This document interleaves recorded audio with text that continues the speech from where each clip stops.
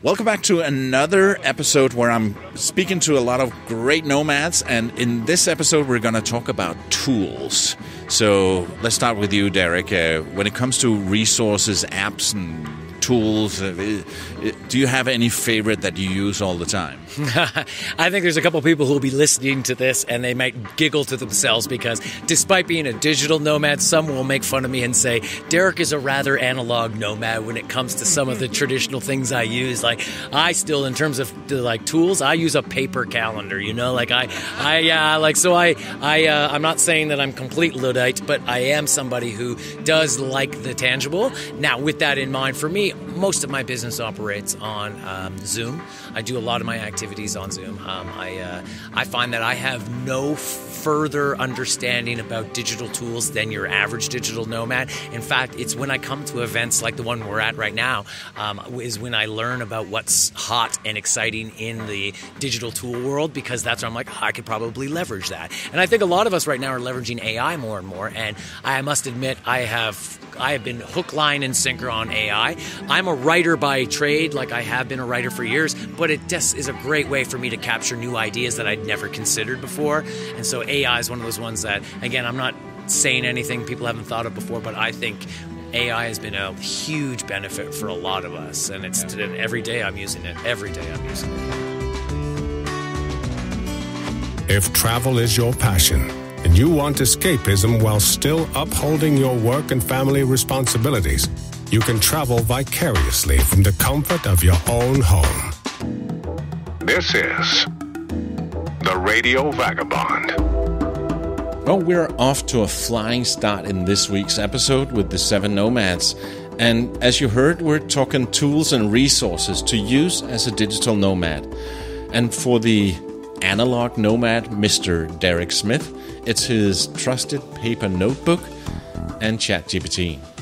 And guess what Chris says when I asked him? ChatGPT. Right.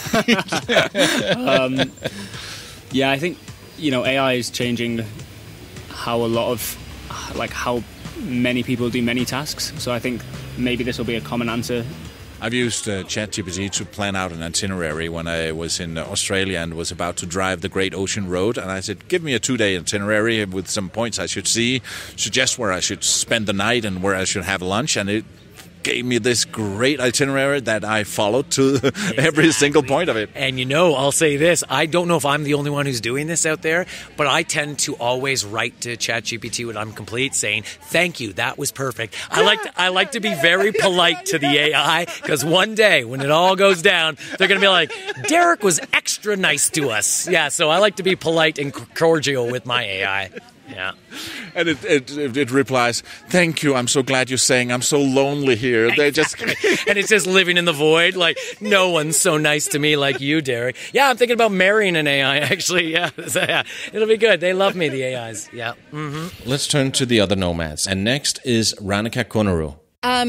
So one of my friends that I met through nomading created a app called Nomadigo, where you just place in your location and locations throughout the year, and you get to see where all your friends are that are using the app. And they just added co-livings, and they're also here at Bansko. What she's talking about is called Nomadico.ai, and they team up with local guest houses and villas around the world to create affordable co-living homes and world-class communities for digital nomads. I have 2, and let's say one is for travel, one is for work. This is Gianni Bianchini from Italy. For travel, I think the easiest one is Google Maps. We cannot live without Google Maps. It's so... How did we before? Yeah, with them... Yeah. Paper maps. Paper maps and the Lonely Planet guides and things like this. And now Google Maps is... the good thing is that I use it, synchronizing it between the desktop and the smartphone. So if I'm going to a place, I do my researches on things to do, places I want to see, and I do this on the desktop. And I can save in my Google Maps account, and also you can put lists of various places you want to visit and everything. So You pin everything. My Google Map is like crazy with pins. It's Sometimes it's too confusing. And also sometimes I don't remember why I put that star there. I was in Texas and I knew that I wanted to go to Mexico, and I saw, hey, there's a pin in Monterrey, which is a industrial city. Yeah. And I thought there's got to be a reason why I put that star there. And I didn't remember. And then I got there and people were like, why are you here? This is not a place tourists go. And then thank God I found out why I put it in, because when I was in Bosnia at a hostel, I met this Mexican guy and he said he lives in Monterrey, and I said, okay, when I get there, I'm going to come see you. So that's why I was there, to see him. Yeah. And thank God he saw it and reached out. So we hung out a bit, and yeah, have to make notes of why I put the map pins in. Sometimes it happens that you meet someone and he's suggesting you a place. You know, you say, okay, I'm going to India. Oh, you should go there. There it's very, very beautiful. And then in 3 seconds you put a pin on the Google Maps, and then you don't speak anymore with this person, and then you forget why you put it there. Yeah, it happens a lot of time to me. Yeah. So Google Maps, and it's good because it's synchronized. Then you take out your smartphone, and it's all there, you know, and you can read the reviews of a restaurant, of hotels. So sometimes, you know, I pass from an hotel, from a restaurant on the street. I'm walking in a new destination, and I want to eat there. And before entering, I watch Google Maps the photos and reviews of other people, which is not a good thing, because sometimes you maybe, you know, you're a bit conditioned by these reviews, you know. But sometimes I do. I stand there at the entrance of the restaurant, and I'm there with my smartphone, checking the menu, checking photos of other people. Reviews. And all the things. And then I decide to enter or not. Yeah. We'll get back to Gianni with his other recommendation in a few minutes. But let's hear from Jason Robinson. I would say probably Rome to Rio, because I typically start there just to look at all of the forms of transportation that I could potentially use between places. So if I'm trying to figure out where I might want to go, number one, how do I get there efficiently and cost effectively? Number two, do I have options to go from there to other places? And so any app that shows you trains and planes and all of the options starts to rein you in on, okay, this is feasible and cost effective. So that's one of the places I start. I use Skyscanner to book my flights. Do you ever go and search from here to anywhere and see what pops up? Always. Yeah, exactly. Always. Yeah, always. Skyscanner, I use Airbnb. Mm-hmm. So Google Maps, Rome to Rio, Skyscanner, and Airbnb, they're all obvious choices, but all very useful tools if you're traveling as a digital nomad. But when it comes to finding an apartment, Shaun also has 2 other tools he uses. I tend to use Facebook Marketplace more when I'm looking for accommodation. Oh, really? Yeah. I haven't done that. Yeah. Maybe I should do that. Because you get more of a local price. Right. The only issue with that is that generally the people that are posting those listings are looking for someone to take the apartment or the bungalow for like 6 months or a year. Right. So they're looking for like more long-term rental periods.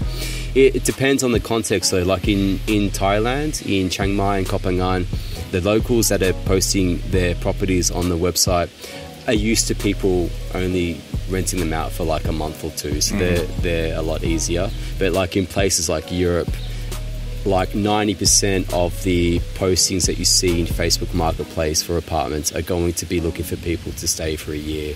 And this is I guess the issue that nomads face is like, we're not super short term that I think Airbnb was kind of created for, like, you know, days to weeks, but we're not long term. We're not like yearly. We don't want a yearly rent.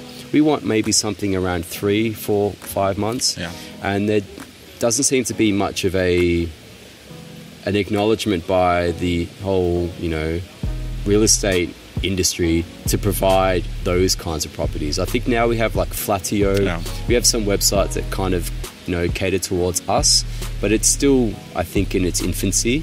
And it'd be great to get like, I don't want to pay an Airbnb price for 3 months. You know, and obviously probably they're not going to be happy with me paying a yearly price divided by 12 for 3 months, but there needs to be something in between, I think. Mm-hmm. You know, and I haven't really found that. So yeah, he hasn't really found it yet, but maybe Chris Cerra can help us. He's developed a tool, and I asked him if he would be so kind to describe it. Great question. If you want to share. Yeah, of course. So people can sign up to the newsletter. It's called Remote Base. So you can go to remotebase.co, or you can just Google Remote Base newsletter, and we'll be right there at the top. And yeah, the newsletter is completely free. So we send 2 emails a month, free of charge, and they have like a very varied selection of curated Airbnb deals. So the kind of deals where you get 50, 60, 70, maybe more % off when you book for 1 month. And they're from all around the world, different sizes, different budgets. There's a paid membership as well. If you want to say, like, I'm Dave, I want to see 2-bedroom apartments in Asia for less than $1,000, or you can say, like, I'm Cerra, I want to see studio apartments in Europe for less than €800. You can set these kind of preferences, and we just find whatever we find, we share with you that match those preferences. So that's the paid option. That's cool. It sounds like something I could use. Yeah, it's good. If you're interested in the free newsletter from Chris, go to remotebase.co.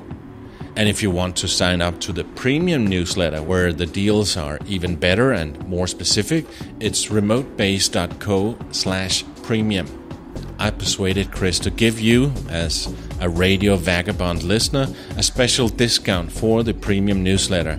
Use the code VAGA20, VAGA in all caps 20, and you'll get 20% off the annual membership forever. But Chris is not the only one who's created a tool. And, sorry Chris, it might be a bit of a competitor to your newsletter. But we have room for all, right? Take it away, Nora. All right, so I'm going to get a little self-promotional here and say that there is a tool that I created on my website. Nora Dunn on YouTube. Link in show notes. Actually, this one's on my website. And what it is I am not a big fan of Airbnb for a variety of reasons I shan't bore you with. But I do believe that it's important as digital nomads, it's important to be able to have ways of finding accommodation that you can rent by the month or thereabouts. And there are increasingly more and more such websites. So what I did was I actually created a resource purely for self-serving purposes, but I decided to publish it on my website as well. And it is a living, regularly updated resources of all the different places that you can search for accommodation around the world and rent it by the month. That's not Airbnb. Wow. So now whenever I'm going somewhere and I'm going to stay for a while, I call up this article and I go through all the various sites and search engines that are on this page that I created to find a place to live around the world. And so far, so good. It's been actually pretty interesting. So that's one of a few resources that I have that I would definitely suggest other people have a look at. Link in show notes. Yeah, links to everything mentioned will be in the episode notes and on theRadioVagabond.com. Also to Nora's tool on theprofessionalhobo.com. And now that we're plugging tools for finding the best price on accommodation from nomads on my panel, let me also plug the tool that I have. It's called hotels25.com, and that's where you'll find the best prices on hotels, guest houses, hostels, and even apartments. Yeah, also a great tool. Hotels25.com. I spoke to Shaun. He said he uses Facebook Marketplace a lot to find local accommodation. Yep. That's one of a few different ways that you can. If you want to bootstrap it, if you want to really kind of do it from the ground up, I discovered this way in Asia, in Southeast Asia in particular. Thailand and Vietnam specifically were places where I used things like Facebook Marketplace and really just arrived at a place, got a hotel for a few nights, walked around between Facebook Marketplace and walking around, making some local connections. I was able to find places. That's the cheapest way to do it, but it's also the most nerve-wracking because, of course, you don't have a place booked on arrival. Whereas some people prefer to know that they have a reservation, but perhaps not something as exorbitant and complicated as Airbnb. Gianni mentioned that he had 2 tools that he would recommend, so let's hear it. The other app, it's I think one of the best now to manage your work and everything is called Notion. And this is Notion. You can really do everything: database, checklist, things to do. You can use it for your personal life, but also to manage all your work. And the good thing is that every page and every database of Notion you can see in a different ways. So as a list or as with the columns. So it's very flexible tool. It has a bit of a steep learning curve. But after a while, it can become a very, very good friend for your work. So I suggest this app. It's called Notion.so. And for me, it seemed a little bit confusing at first glance when I went to the website. But more and more interesting the more I studied their website. Basically, they're blending much of your workflow into an all-in-one workspace. And you can customize your own workspace from dozens of Lego-style building blocks, is what they're saying. Have a look at it, Notion.so. Outside of that, I think maybe Google Translate. Like, I really like the Translate app. So, this is my first time in the Balkan region this year. Yeah. So that was like our mission to explore the Balkans this year. And the language here is just crazy. Yep. You know, like... Maybe like Spain, France, Italy, like, okay, I can survive. But I was in Albania and like they have something that's like nothing I ever heard before in my entire life. But a great country though. Amazing country. Yeah. Like one of the best, one of the funnest places that we spent time in. So cool, yeah. But yeah, like being able to take a photo of something and translate it is like a game changer, you know? Yeah, because you just put the camera in the Google Translate app and then point it at a sign with Cyrillic letters. And I've used it in China as well and in Japan, and it works. Yeah, and many places here they have signs in English as well. Yes, both Bulgarian and English, but then some they don't, and it's so useful. It's things like. In the supermarket, you know, like you're saying, like, how do you say butter in Albanian? How do I say salted butter? Yeah. Yeah, stuff like this where maybe that, you know, the one place that you want to get to, it kind of unlocks the places where they don't have English menus. And I think that's important. Like, we don't travel around the world to go to the place that has avocado toast with English menus. We travel around the world to see what it's actually like in that place. Yes, another obvious, very useful tool from Google that we all use all the time, Google Translate, is not only great to find salted butter in Albania, but also helps you to communicate with the locals, which is good if you want to get some local connections when you get to a new place. And that's going to be the topic for next week's episode with the 7 Nomads, how to get a sense of community, build connections, and fight loneliness when you're constantly on the move. You don't want to miss that one. Before we wrap it up, Shaun has one more tool that is essential for all digital nomads. And my computer, my laptop, obviously. Yeah. Is it's the vehicle that makes the lifestyle possible. Right. You know, the tool, the piece of technology that has liberated us. Yeah. My name's Palabo, and I gotta keep moving. See ya.